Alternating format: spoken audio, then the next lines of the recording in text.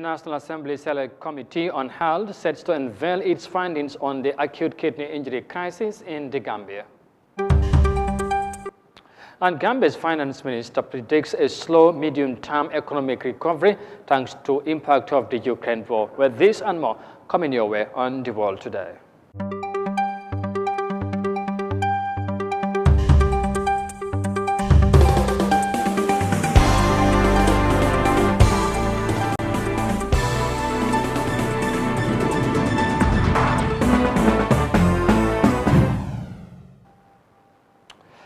Hello, this is Eyeafrica TV and you are watching The World Today News Bulletin coming to you live from our studios in Banjul. Many thanks for joining us. I am Amadou Kante and now the news in detail. And we begin with National Assembly matters because the Select Committee on Health of the National Assembly will on Thursday present its findings on the acute kidney injury to Parliament following an inquiry into the death of more than 70 Gambian children in October of 2022. Now, as that much anticipated report is about to be unveiled, our Mafuji Sise has been looking back at the events that happened at the peak of the pandemic and what the ramifications could be for the state officials who may be found wanting in one way or the other. Acute kidney injury was slightly claiming the lives of Gambian children for months without the national health authorities being aware of what exactly was responsible. And for these long months, this scenario continued unabated. It had to take the intervention of the WHO in raising the alarm and notifying the Gambian authorities, who then issued a press release telling citizens about the prevalence of Aki. Mounting media and public pressure finally led government through the health ministry to promise to establish a commission of inquiry to look into the issue. The commission has not been heard of since. However, the National Assembly, outraged by the many lost lives, tasked its own select committee on health to carry out a thorough probe into the Aki deaths and report back to the august body. That committee now presents its findings on Thursday. Back in October, during the third extraordinary sessions of the National Assembly in Banjul, Dr. Ahmadu Lamin Samate affirmed that toxic drugs were responsible for the deaths, but was quick to add that other causes such as severe diarrhea and vomiting, bacterial infections, and complicated malaria are also possible causes of Aki. The prerenal causes of acute kidney injury in children, especially in the tropics, include acute gastroenteritis, which is usually associated with severe vomiting and diarrhea, complicated malaria, sickle cell disease and its complications, severe dehydration of whatever cause, and sepsis, that's infection, severe infections in children. A press conference called by the Health Promotion Directorate of the Ministry of Health, the Medicine Control Agency, and the WHO rebutted claims that the Aki deaths were solely caused by medicines manufactured by an Indian company. They argue that some children died without drinking the said medicine, while others also died after consuming the Indian medication. The press conference, far from allaying people's fears, only added on to the existing confusion in the minds of Gambians. Lamin Sambu is the Aki communications focal person at the Health Ministry. Good number of kids died, they didn't take any medication. Also, a good number of kids died. The medication they took, we have tested them and they are okay. As Gambians try to make sense of what was perhaps one of the worst health calamities in the recent times, the Honorable Khalifa Sallah called a press conference of his own where Aki featured prominently.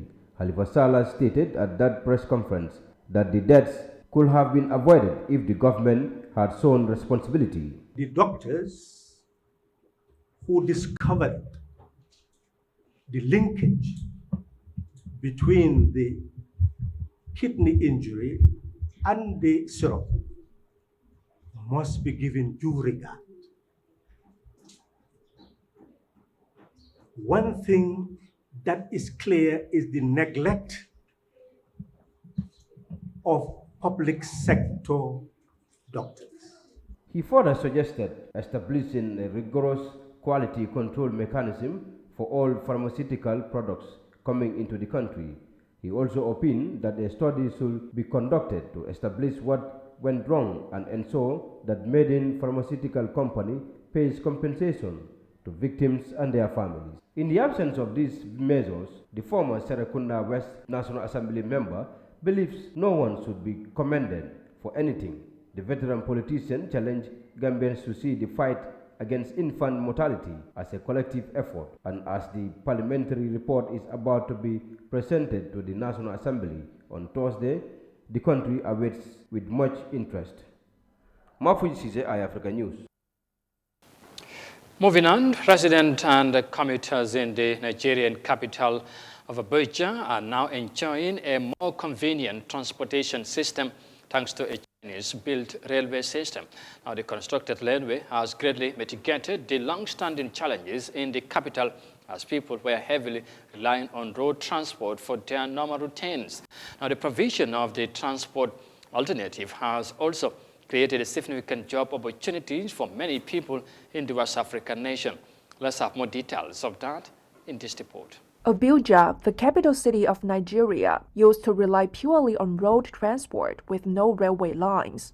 As a result, the city struggled to meet the growing demand for alternative transportation options. Previously, about 130,000 vehicles entered and left the city every day, close to the limit of regional highway capacity.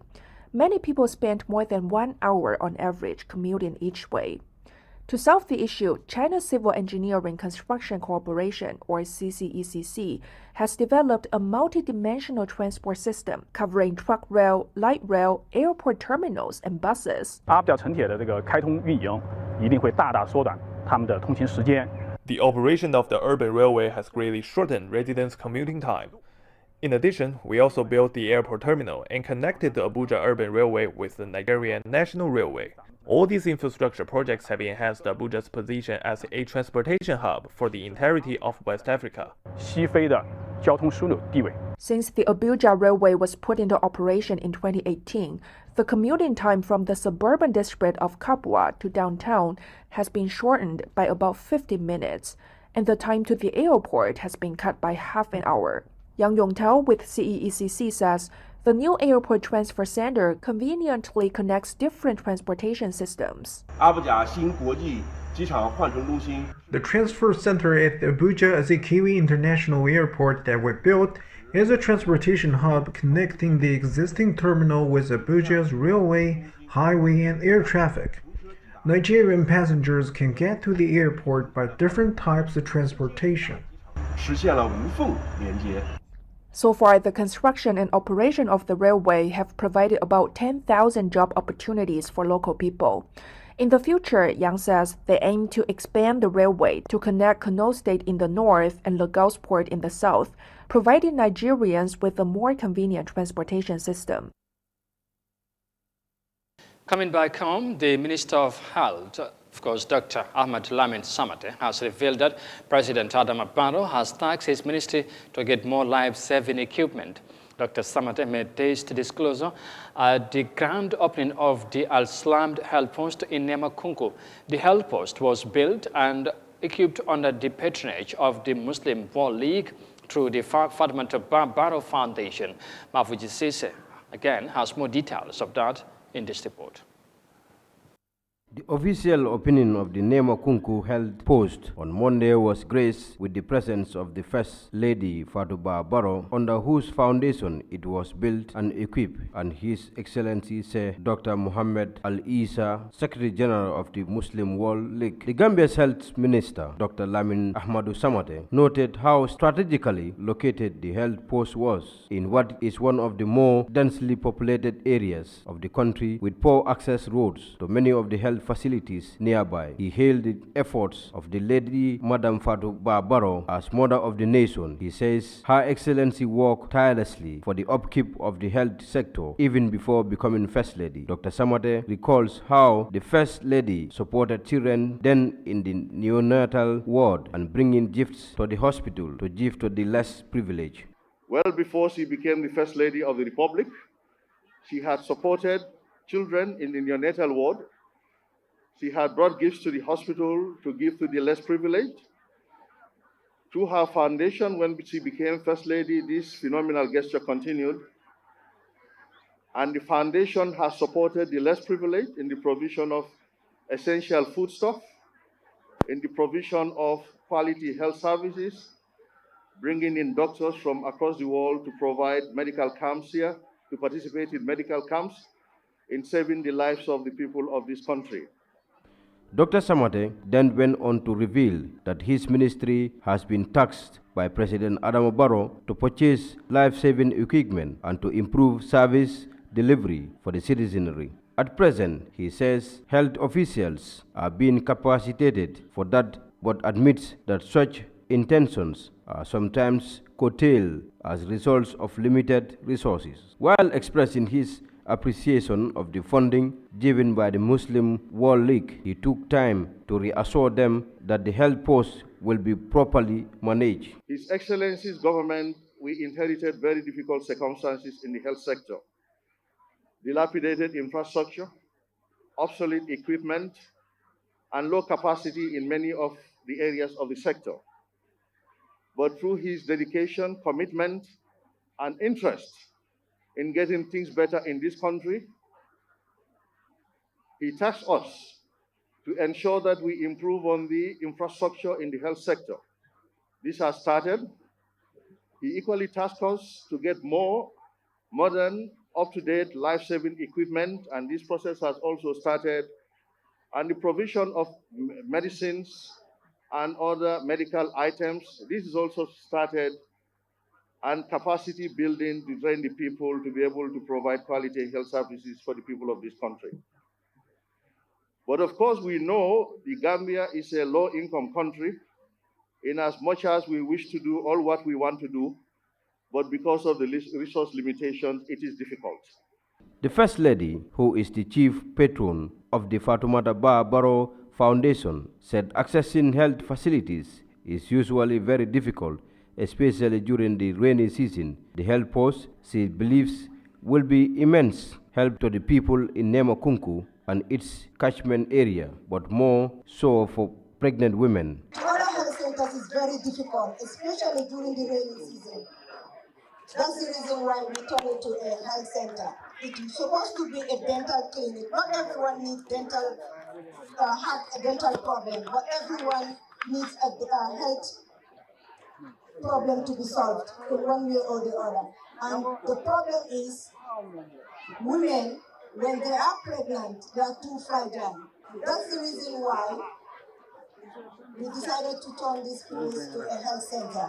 And I pray, with the help of the Muslim World League, we will turn it to a hospital, inshallah Rabbi. And I'm very grateful to the people of Nemakunku for being so patient. The provision of adequate healthcare service delivery to all Gambians remains a challenge for the Gambia government, and it seems this challenge may yet to be with us for some time to come, as both Vision 2020 and the Gambia National Development Plan 2018-2021 have so far failed in meeting their intended targets insofar as accessible, quality healthcare service delivery for all in the country is concerned. Mafuji Sise, Eyeafrica News. Now, in other news, the United Nations Biodiversity Conference, referred to as COP15, is underway in Montreal, Canada, with governments from around the world coming together to agree, among other things, on a new set of goals and targets that will guide global action on nature through 2030. Now, let's have more details of that in this report by Mariama Cham. While it sounds similar to COP27, the recent UN climate conference held in Sharm el-Sheikh, the two meetings focused on different but related issues. COP27 addressed action on climate change to reduce greenhouse gas emissions, while COP15 focuses on the living world through the Convention in Biological Diversity. The United Nations Biodiversity Conference is the most significant conference on biodiversity in a decade.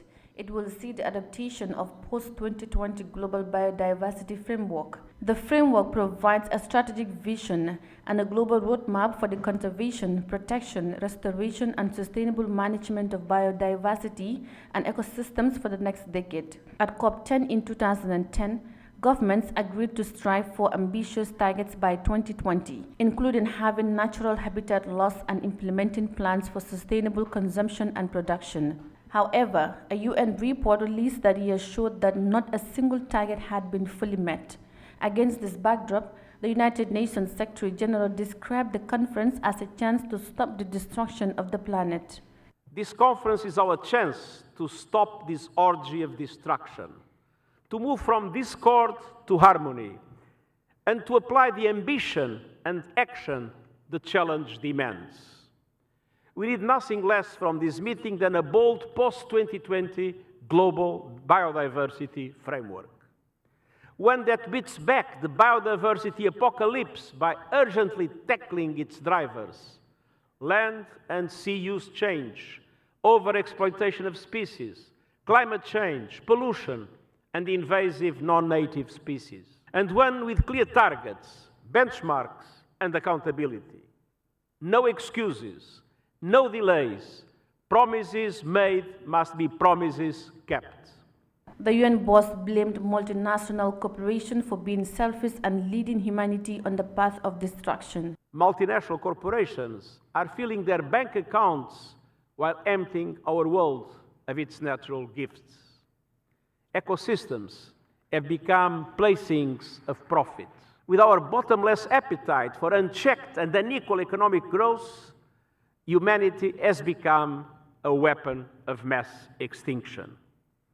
We are treating nature like a toilet, and ultimately, we are committing suicide by proxy. During the event, negotiators will set new targets and goals aimed at arresting the alarming destruction of nature due to human activity. The conference is being billed as a major biodiversity COP because it is expected to lead to the adoption of a new global biodiversity framework, guiding actions worldwide through 2030 to preserve and protect our natural resources. The delegates and organizers will be hoping that this framework will have a more lasting impact than the previous version. Reporting for Eyeafrica News, I am Yahya Jammeh. And you are watching the World Today News Bulletin on Eyeafrica TV, coming to you live from our studios in Banjul, and from that report there by Yahya Jammeh. We now take a break and come back shortly. Stay tuned, we'll be right back.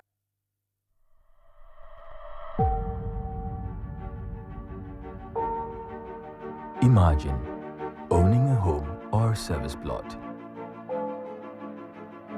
enjoying the sunrise and sunset from a beautiful garden, morning hugs and beautiful moments with your loved ones, the never-ending stories, beautiful memories that will last a lifetime, making and sharing great moments with family and friends. You can turn this into a reality. All you need is a tough home.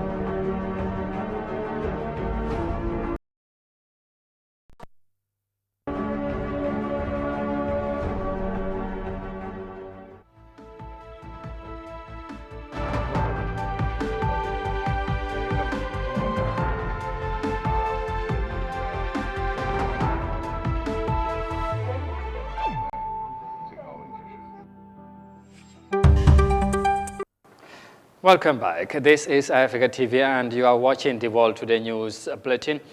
And many thanks for joining us. Let's now look at the rest of the stories. Now, the Gambia's economic recovery and growth prospects over the medium term are projected to slow down as the Ukraine war continues to affect global economy, according to the Gambia's Finance Minister, Sidi K.M. Keita. However, improvements in the 2022-2023 tourism season are signaling of a positive move on the path of full recovery. Moses Mendy tells us more of that in this report. The Gambia's economic situation has become more and more challenged after suffering multiple shocks from the coronavirus pandemic and the effects of the Ukraine war. Negative economic spillovers are persistent, and despite efforts at strengthening and making the economic more resilient, the government has come to the conclusion that for the medium term, the country's economic growth will experience a slowdown. Sidike M. Keita, the Finance and Economic Affairs Minister, sums up the Gambia's economic outlook in Parliament a few days ago. Recovery and growth prospects over the medium term will be subdued as conditions remain precarious as a result of the conflict. With the economies across the world being negatively impacted by the Russia-Ukraine conflict and the global growth projections are being revised downwards, the medium term promises to be challenging. Although the West grapples with the effect of conflict on their real incomes, tourist arrivals for 2022 to 2023 tourist season has improved, signaling positive moves towards recovery in the service sector. The industry sector is crucial for the economic development of any country. Countries with strong industrial sectors experience more economic growth and development, which then reflects the national income. But it may take a while for the Gambia to reap the benefits of a booming industry sector as performance is set to drop. Performance in the industry sector is expected to decline slightly as most of the subsectors are directly or indirectly affected by the supply chain disruptions associated with the manufacturing and construction of inputs, which are usually imported from war zones. The Gambia needs an economic policy reformation to foster resilience. The policies include extension of performance contracts to all state-owned enterprises with a view to improve their financial viability, service delivery, and reducing fiscal risk to the budget, amongst others. Meanwhile, the government continually attributed the economic hardships to the Ukraine war and the coronavirus pandemic.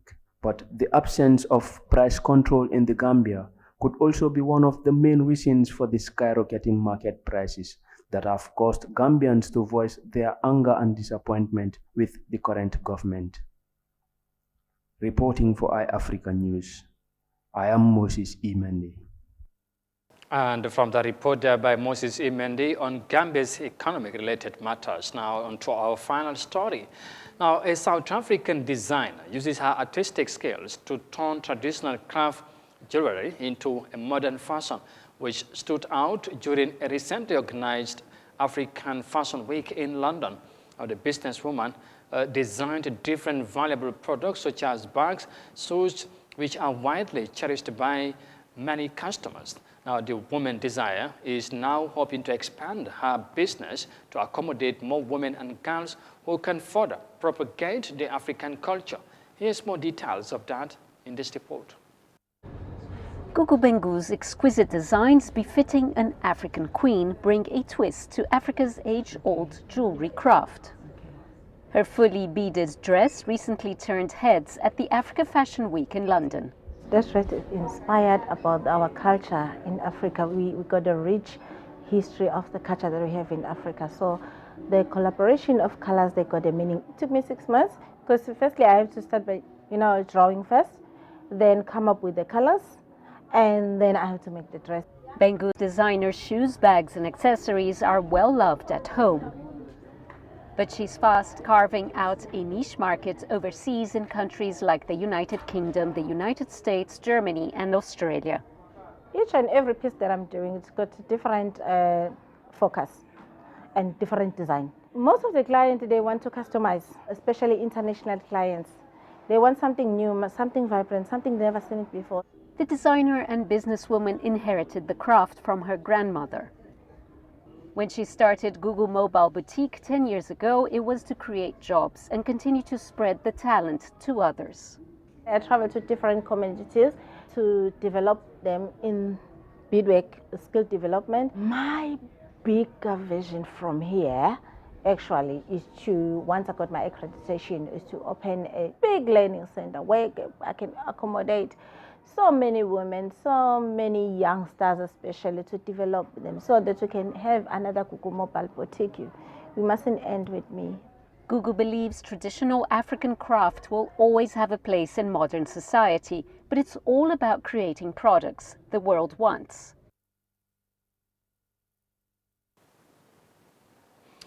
You have been watching the World Today News Bulletin on Eyeafrica TV, and from that inspiring reporter from South Africa, we now eventually bring this news edition to an end. But for more details on this and other stories, as always, as ever, you can visit on our website on Eyeafrica.tv. But for now, many thanks for the privilege of your company.